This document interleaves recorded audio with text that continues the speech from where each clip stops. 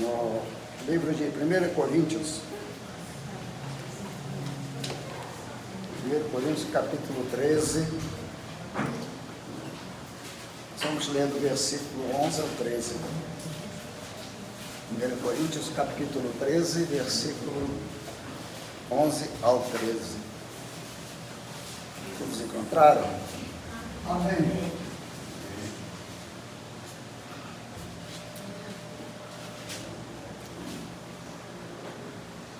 O apóstolo Paulo escreve assim: quando eu era menino, falava como menino, pensava como menino e raciocinava como menino. Quando me tornei homem, deixei para trás as coisas de menino. Agora, pois, vemos apenas um reflexo obscuro, como em espelho, mas então veremos face a face. Agora conheço em parte, então conhecerei plenamente, da mesma forma como sou plenamente conhecido. Assim, permanecem agora estes três: a fé, a esperança e o amor. O maior deles, porém, é o amor. Amém? Os irmãos podem se assentar. Muito obrigado, Senhor Jesus, por essa palavra, Senhor. O tema desta mensagem é: crescer é preciso. E aqui nós vemos a preocupação do apóstolo Paulo, que ele está se dirigindo aqui quando ele fala era menino, significa que ele estava recém-convertido, né? Aquele recém-convertido, o neófito, ele começa como menino, né? Ele vai aprendendo, ainda tem leva algumas coisas um pouco, né, na brincadeira, não muito a sério, mas crescer espiritualmente, amadurecer é preciso, é necessário. É o que o apóstolo Paulo fala aqui, que quando eu era menino, falava como menino, mas por isso é que nós estamos aqui, para a gente crescer e não continuar como meninos. Nós temos que crescer em conhecimento, por isso nós estamos aqui, aperfeiçoando, para amadurecer espiritualmente, para crescer espiritualmente. E isso é necessário, né? E podemos ficar, como tem muitos ministérios que às vezes fica 5, 10 anos a pessoa só assistindo o culto. Nós vemos o exemplo que Cristo deixou quando ele prepara os 70 discípulos e ele envia. Eu posso imaginar que se Jesus teve 3 anos de ministério, ele deve ter preparado esses 70 aí, mais ou menos, né? Talvez em 1 ano. Para esses 70 depois ele envia, né? Eles vão só sem Jesus para pregar. E é essa expectativa que Jesus também tem da sua igreja, que nós não continuamos sempre como menino por muito tempo, por muitos anos, que a gente se prepare, cresça espiritualmente, no conhecimento e na graça, para que a gente possa cumprir a ordenança, né? Pregar o Evangelho a toda a criatura. Essa é a nossa missão maior. Nós não fomos convertidos, né, ao Evangelho para ficar só assistindo ensinos, que muitas das vezes a gente se deter somente a ouvir e não ler, não aprofundar no conhecimento da palavra, corremos o risco de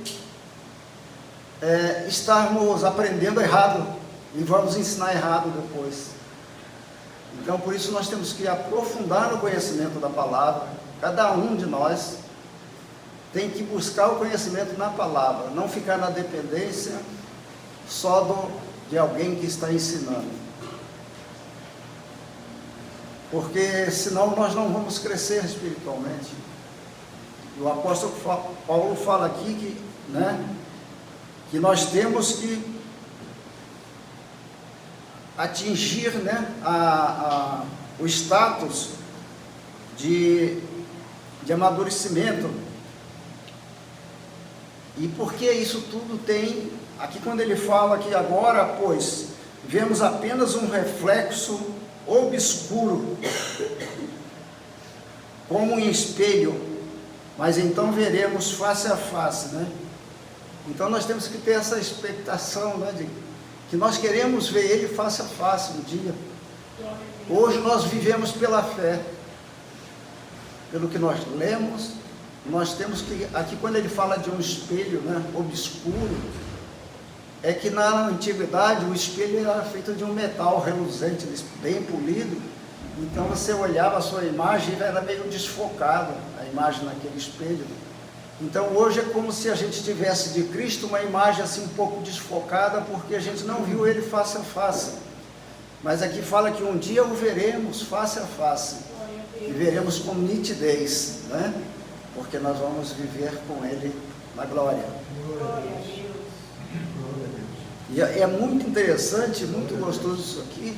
Agora, para isso aqui, para a gente chegar nesse patamar aqui, para a gente alcançar, né, essa graça, essa maravilha que vai ser ver face a face, nós temos que amadurecer, temos que crescer espiritualmente. Não podemos continuar como meninos, vivendo só do leitinho, né, do alimento líquido, aquilo bem suave. Não, nós temos que começar a comer alimento mais sólido, né? Um pouco, aprofundar um pouquinho mais. Muita gente não gosta de ler o livro de Apocalipse, que acha que é muito, né, pesado, mas a gente tem que começar a enfrentar, né? A Bíblia está aí para ser toda ela ser lida.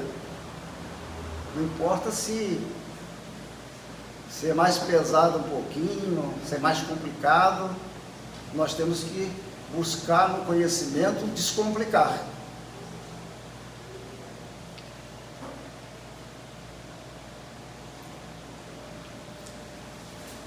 E aí ele fala aqui, né, no versículo de número 13, assim permanecem agora estes três: a fé, a esperança e o amor. O maior deles, porém, é o amor, né? A essência do Evangelho, né, ela é amor, que foi por amor que Deus enviou o Filho dele aqui na terra, para que a gente estava afastado de Deus,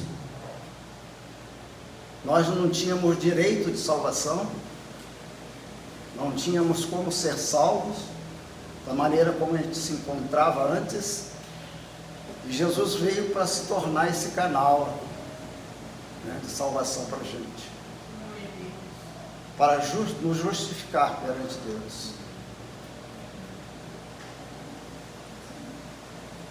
Então nós temos que ter essa fé e a esperança que um dia vamos viver com Ele, um dia nós vamos viver Ele face a face. Essa esperança tem que ser viva a todo instante. E temos que praticar o amor. Nós temos que viver em amor constantemente em todas as nossas atitudes. Em todos os nossos desejos, a primeira coisa que tem que estar em mente tem que ser o amor. Que tudo seja feito pelo amor, porque o amor, foi pelo amor que Deus nos socorreu, né? Que nós estávamos perdidos. Que a palavra de Deus diz que todos nós estávamos destituídos da glória de Deus, né? E Jesus veio para poder abrir esse caminho para a gente, né, de acesso a Deus novamente, porque nós estávamos sem acesso a Deus. Deus só falava com o homem através de profetas. Hoje nós temos o grande privilégio de falar com Deus diretamente. Glória a Deus. Foi pelo amor dele, dele ter enviado o filho dele aqui. E Jesus, com esse imensurável amor, Glória a Deus. propiciou isso para a gente, para que a gente tivesse acesso direto ao Pai.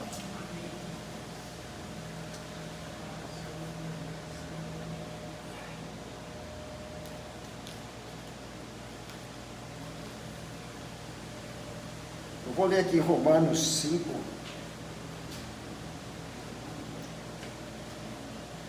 que fala assim, ó.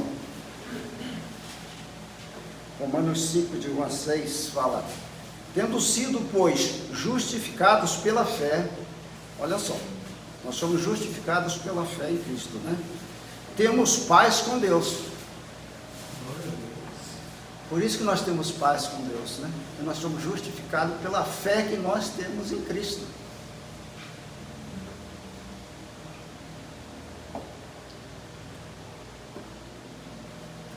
Por meio de quem obtivemos acesso pela fé e esta graça na qual agora estamos firmes e nos gloriamos na esperança da glória de Deus.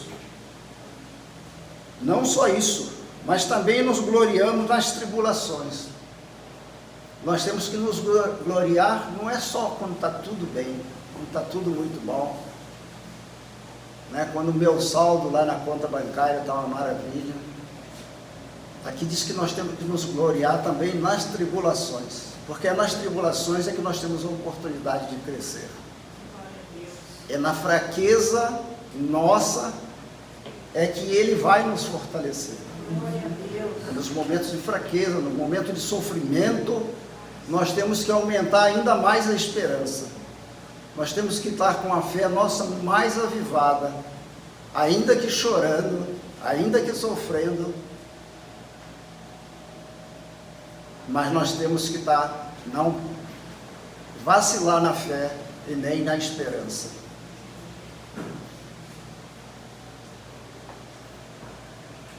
E diz assim, né?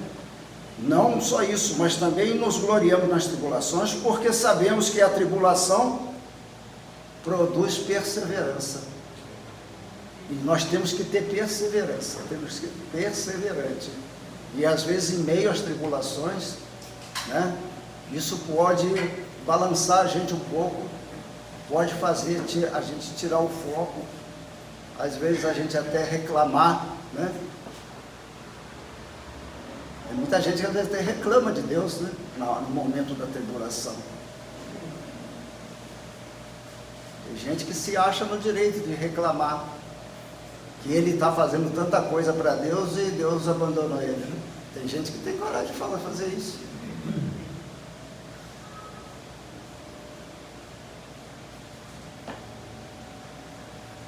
E a perseverança, um caráter provado, porque se você mantém perseverante, você vai obter de Cristo um caráter aprovado por Ele.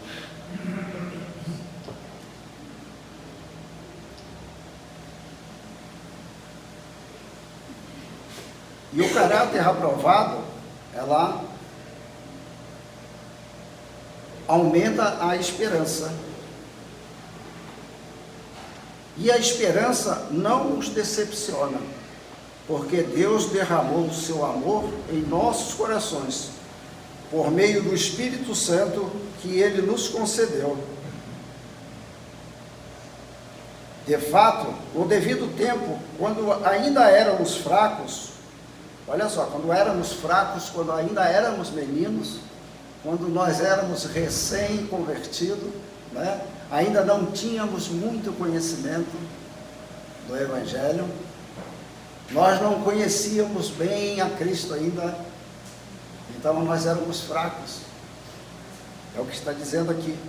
Cristo morreu pelos ímpios, né?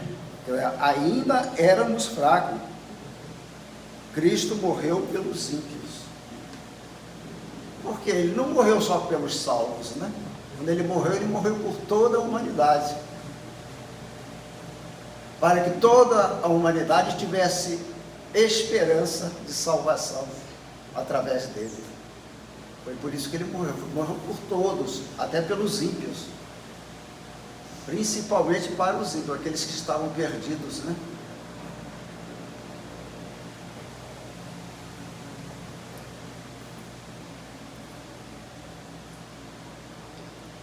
Nós vamos ver lá também em Colossenses.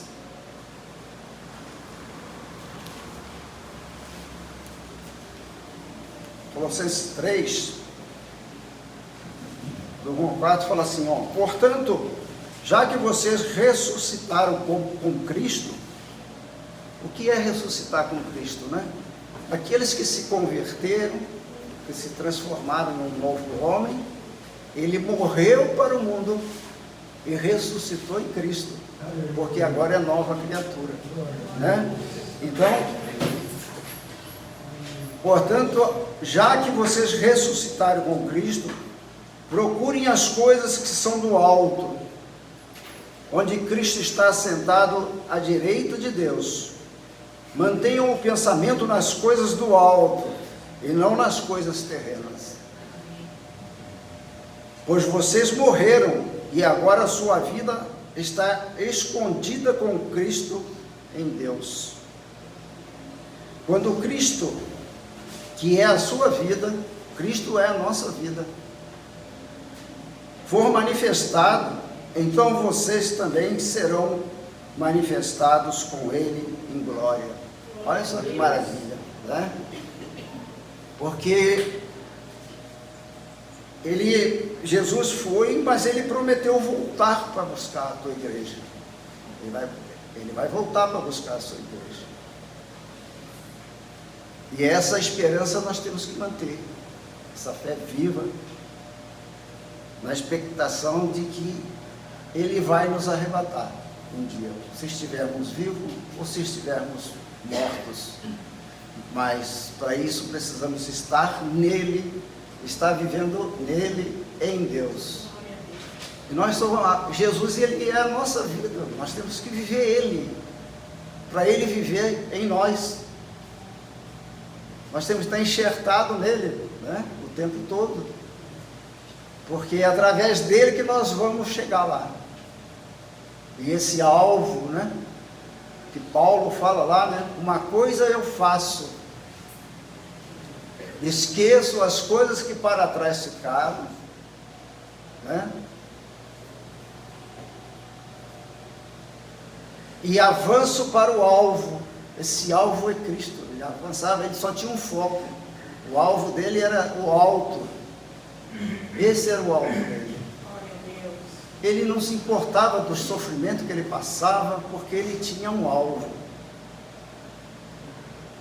Ele não perdia esse foco, ele tinha aquele alvo, ele fazia de tudo para não se desviar de forma nenhuma.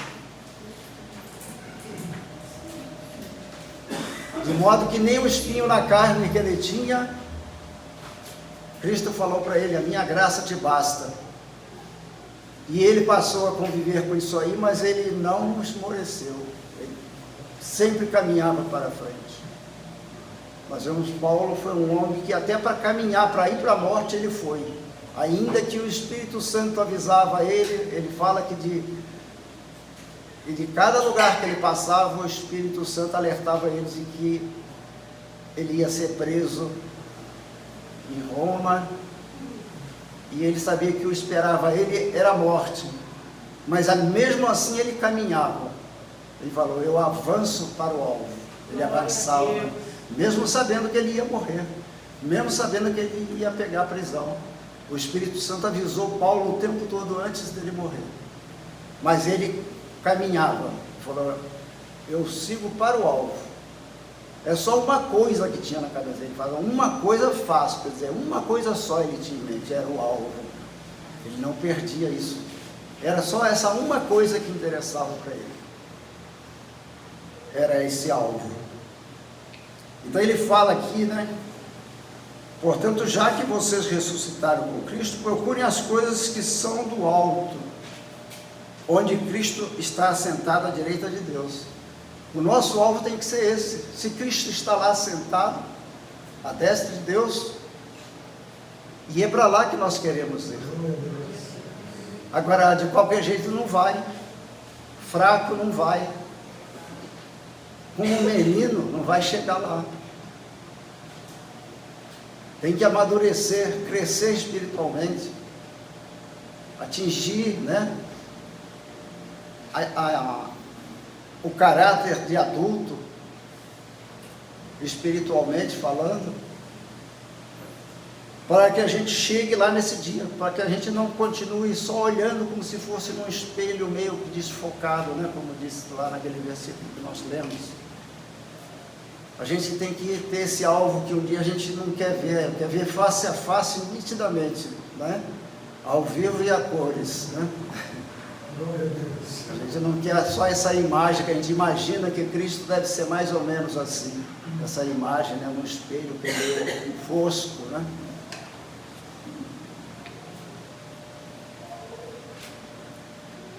Então aqui Paulo aconselha, né? Ele aconselha o nosso Colossenses aqui: mantenham o pensamento nas coisas do alto e não nas coisas terrenas. Às vezes a gente fica disperso com as coisas terrenas. Isso às vezes nos atrapalha. A gente dá uma vacilada, tira o olho do alvo. As coisas terrenas às vezes tendem a nos dispersar das coisas do alto. E é difícil, né? Mas porque nós temos as nossas necessidades físicas, fisiológicas, necessidades materiais, mas nós temos que fazer isso com bem balanceado, né? Isso não pode pesar mais na nossa vida, as preocupações nossas com as coisas terrenas, senão elas podem nos tirar o nosso foco, o nosso alvo. Nós devemos sim fazer as coisas terrenas. Nós estamos aqui, nós temos que produzir, nós temos que comer, né? Nós temos que, como, né, disse lá quando Adão caiu, Deus falou com ele: agora com o suor do teu rosto ganharás o pão, não é mesmo? Então nós temos que realmente, no tocante a isso, nós temos que suar o nosso rosto para ganhar o nosso pão. Mas nós não podemos focar simplesmente em acumular coisas supérfluas, preocupar com aumentar, né, as nossas reservas monetárias. Isso não pode se tornar uma preocupação, ocupar tanto o nosso tempo. Porque Jesus falou, né? Não vos preocupeis com o que haveis de comer amanhã, haveis de vestir, que haveis de beber, mas buscar em primeiro lugar o reino dos céus e a sua justiça, e estas coisas vos serão acrescentadas. Estas coisas o que é? É o versículo anterior, é a preocupação com comer, vestir e beber. Isso ele vai te suprir. Ele não está falando assim, de mais coisas, a riqueza, não é tudo isso. A Bíblia está bem clara. Muitas pessoas distorcem um pouco, fala assim: as demais coisas vos serão acrescentadas. Lá não está dizendo demais coisas, está dizendo estas coisas que foi citado anteriormente ao versículo de buscar em primeiro lugar o reino dos céus. Vocês podem ler a Bíblia que está lá.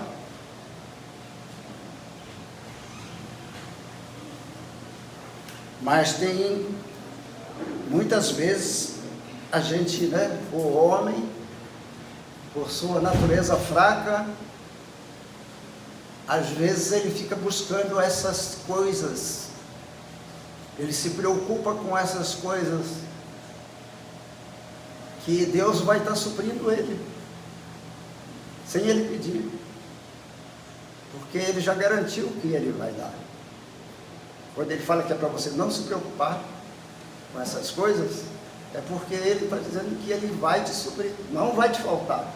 Então não tem que pedir isso. E muitas vezes pessoas gastam tempo em oração pedindo para Deus ajudar ele a comprar um carro zero, né? Comprar uma casa nova, uma casa na praia. Ora para pedir essas coisas.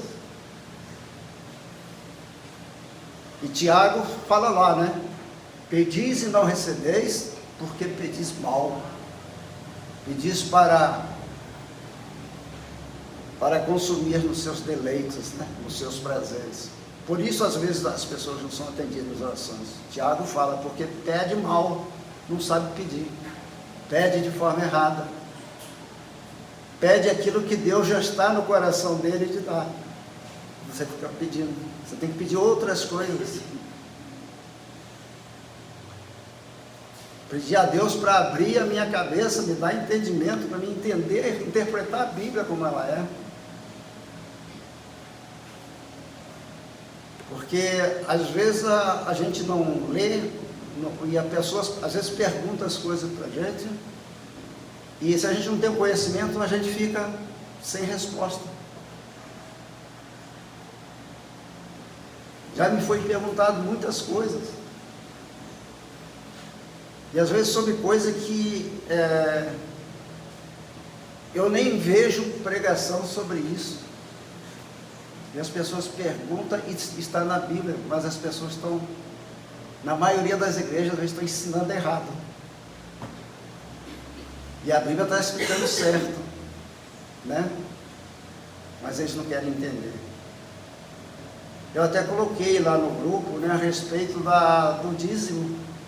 São perguntas que já me fizeram várias vezes, e nunca vi pregação daquilo ali na igreja. Igreja nenhuma, nunca vi. Então, esse entendimento que às vezes eu peço para Deus me dar, entendimento para interpretar o que realmente Ele quer que eu entenda daquilo que está escrito. Não usar aquilo ali de forma distorcida, de forma fraudulenta, né? Como estão fazendo hoje, né? Eles pegaram a lei do dízimo e estão aplicando de forma fraudulenta o dízimo nas igrejas. E eles não ensinam a forma correta que está escrito na Bíblia. E às vezes muitos de nós também não sabem porque não vai lá e não lê para entender, né? Para a gente entender de quem dava dízimo naquela época, era só os poderosos. Só quem tinha era produtor, quem era fazendeiro.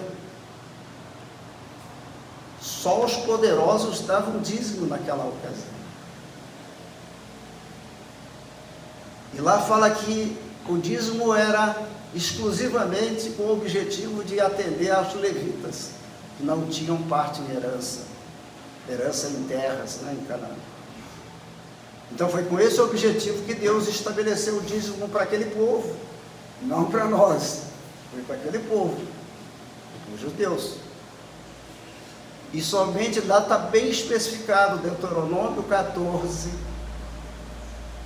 versículo 22 em diante, até o 29, explica direitinho quem devia dar o dízimo, que são os poderosos da época, os capitalistas, esses que davam dízimo, e especifica o que era dízimo, que era alimento da carne, né? Alimento da plantação.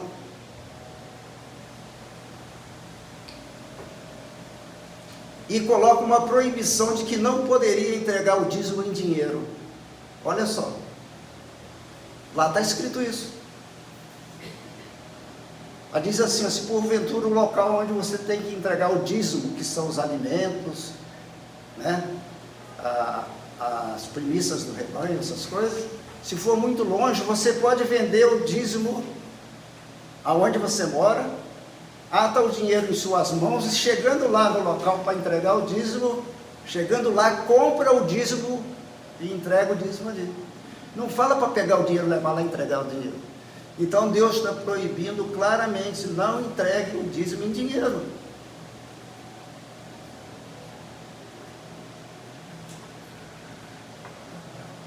E tinha 3 classes de pessoas que era direcionado esse dízimo.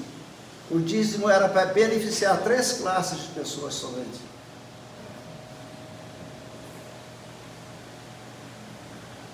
Eram os levitas, os órfãos, os estrangeiros e a viúva.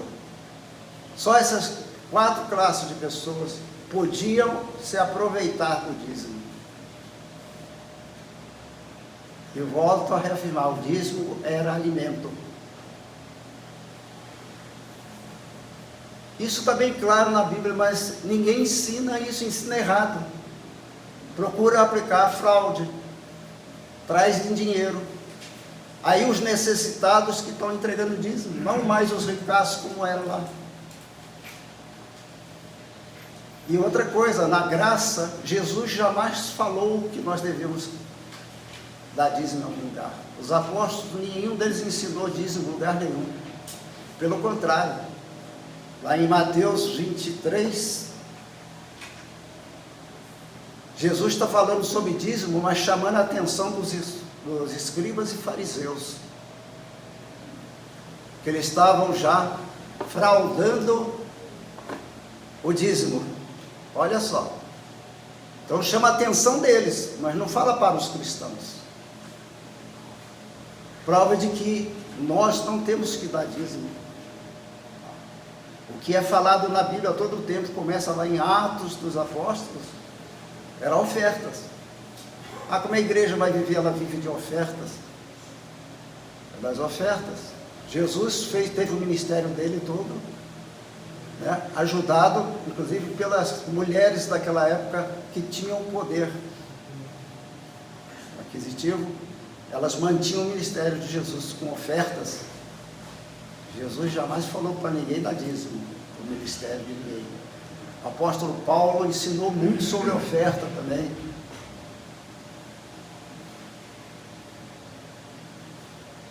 E nós vemos na igreja de Atos dos Apóstolos, o amor ali imperava.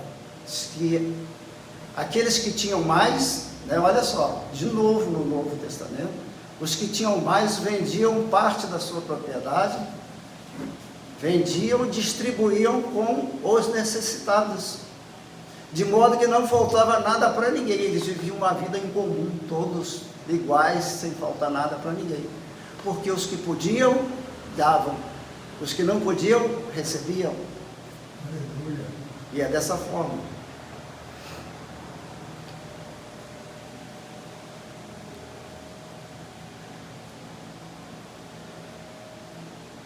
Mas, aqui só avançando um pouco mais, que fala assim: mantenham o pensamento nas coisas do alto e não nas coisas terrenas, pois vocês morreram para o mundo, né?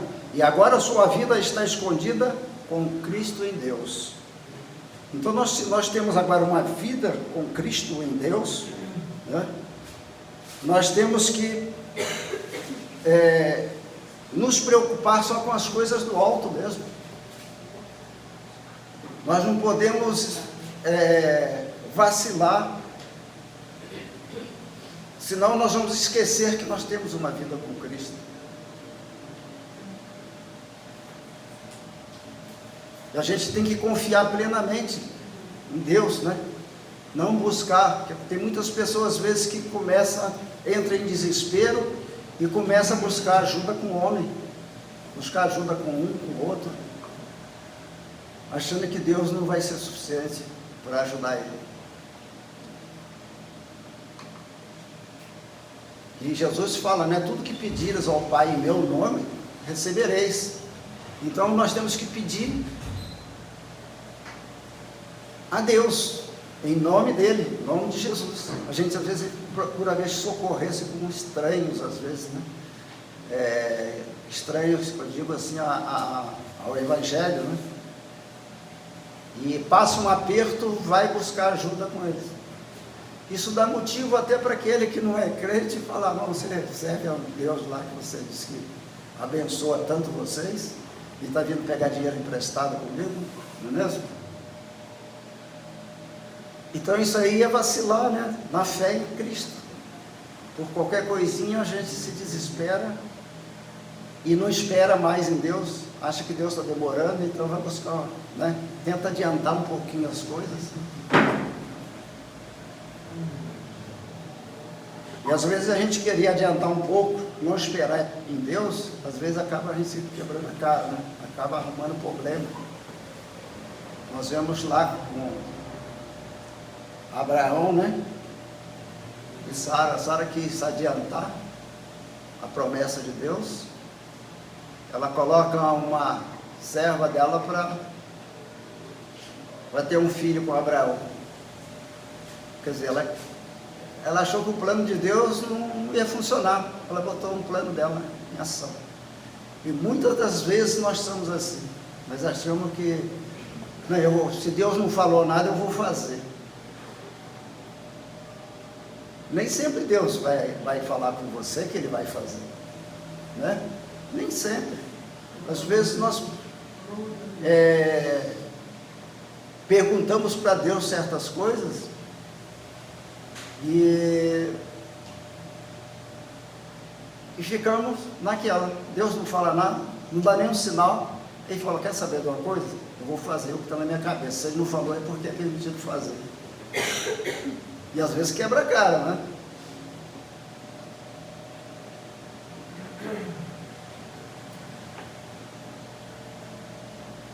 E às vezes tem coisas pequenas, né? A gente pensa, outro dia mesmo, né? Eu terminei o trabalho que eu estava fazendo, o contrato em dezembro do ano passado. E eu estava pensando, né? Falei até com a minha esposa, não sei se eu paro ou não paro de trabalhar, né? Se não vou mais.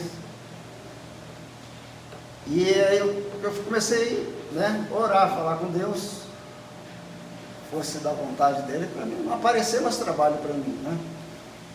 Para mim descansar, né? E aí quando foi agora em fevereiro, e eu falei assim, depois eu veio no meu coração, se aparecer alguma coisa, eu vou fazer por um pouco tempo, mas eu quero ver se eu trabalho só a partir de março ou abril só. Aí quando foi em fevereiro, aí me chamaram, a empresa me chamou. E eu orei e falei com Deus, né? Se não for da tua vontade, se não for o melhor para mim, né? Eu vou lá na entrevista, não deixa dar certo. Mas eu fui, a pessoa queria que eu começasse no dia seguinte já, né? Aí eu falei, então não tem jeito, eu tenho que ir, né? Eu falei, vamos pro sacrifício, né? Falei com a minha esposa, e aí, o que você acha? Vou, não vou? Eu pensei, né? Se Deus deu a resposta dessa forma, vamos que vamos. Senão, se tivesse dado errado passar essa entrevista, eu sabia que Deus não queria, né? Eu tinha pedido isso. Então, aqui diz assim, no versículo de número 4, né? Quando Cristo, que é a sua vida, for manifestado, então vocês também serão manifestados com Ele em glória. Quando que Cristo vai ser manifestado, né? Vai ser no arrebatamento, né? Ele vai se manifestar e nós vamos com Ele também em glória, com Ele, né? Esse tem que ser o nosso alvo, né? A expectação nossa tem que ser o arrebatamento. E para isso a gente tem que estar preparado não só para o arrebatamento, mas preparado também para morrer. Porque se morrer sem Cristo, não tem mais chance depois. Então a chance que nós temos é de estar com Cristo antes de morrer. E se morrer, morrer nele. Porque muitos não estarão vivos, né? A grande multidão dos salvos não vão ser os que estarão vivos na época. A maioria dos salvos já morreram. A grande maioria. E a palavra de Deus diz que esses ressuscitarão primeiro. E esses também estarão em glória com Cristo. nessa ressurreição dos mortos aqui para o arrebatamento, eles vão ressuscitar num corpo glorificado, né? Para poder subir tem que estar com o corpo glorificado para encontrar com Cristo. Porque Cristo está num corpo glorioso, desde que ele ascendeu aos céus. Então nós também vamos ascender aos céus num corpo glorioso. Mas o importante é isso, nós temos que amadurecer espiritualmente, crescer espiritualmente, que como meninos não vai entrar no reino dos céus, vai ficar para trás no arrebatamento. E não tem jeitinho, né? Com Deus não tem jeitinho, né? É sim, sim, não, não. Está salvo ou não está? Ah, mas eu ajudava, né, o pastor lá. Isso aí não vai justificar. Ah, eu ajudava o pastor, eu andava sempre com ele, e se ele foi também, eu deveria estar junto. Mas não é assim, a salvação é algo individual. É você com Deus, cada um de nós com Deus. É o homem, é o marido com Deus, só se for a mulher, é a mulher. Não tem esse negócio de por tabela, não, de amor, né? Igual ao amor, é compartilhado, mas a salvação não tem compartilhamento. É cada um. E aquele que não amadurecer espiritualmente, não crescer, não estiver vivendo em Cristo, está fora. A Bíblia é bem clara nisso. Não vai ter. Ele diz que naquele dia muitos dirão, né? Mas em teu nome eu expulsei demônios, eu pus as mãos sobre os doentes e eles foram curados. E Jesus vai dizer, né? Apartai-vos de mim que eu não vos conheço. Ainda que você tenha feito a obra aqui, mas se você não cresceu espiritualmente, você se manteve como menino, continuou ensinando o evangelho fraudulento, como muita gente está ensinando hoje, muita coisa aí, desviando milhões e milhões de almas para o inferno. Esses ouvirão essa palavra triste, né? Apartai-vos de mim que eu não vos conheço. Se não entra no céu, só tem um outro lugar para ir, né? Diz que é o lago de fogo eterno. Não tem mais do que esses dois lugares. Não tem um purgatório para você ficar no meio termo, né?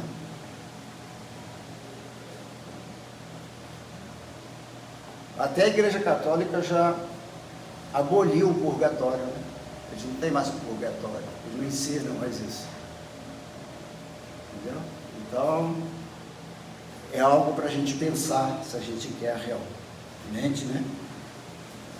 Estar com Cristo, ver Ele de uma forma nítida, né?